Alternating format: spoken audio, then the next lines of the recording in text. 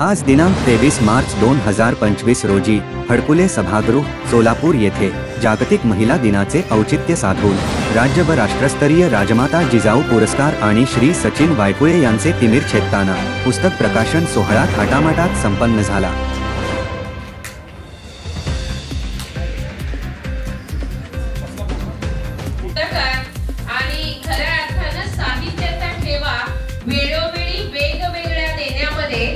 सचिन सरांनी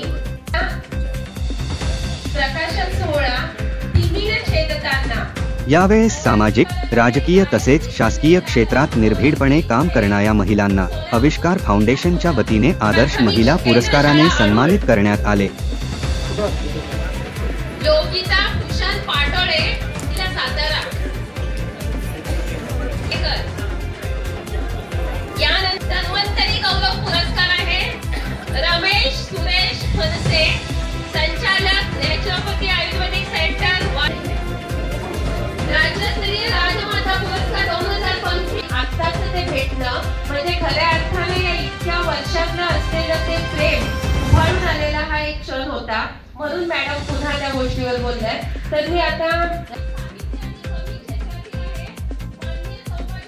आविष्कार फाउंडेशन इंडियाचे संस्थापक अध्यक्ष माननीय श्री संजय पवार, कार्यक्रमाचे प्रमुख अतिथी म्हणून माननीय श्री दीपक आर्वे, कार्यक्रमाचे अध्यक्ष माननीय श्री डॉक्टर अनिल देशमाने, सोलापूर जिल्हा अध्यक्ष श्री माननीय जब्बार शिखलगार सर तसेच माननीय श्री सचिन वायकुळे, माननीय सौ सुरेखा लामटोरे यांना विशेष निमंत्रित करण्यात आले होते।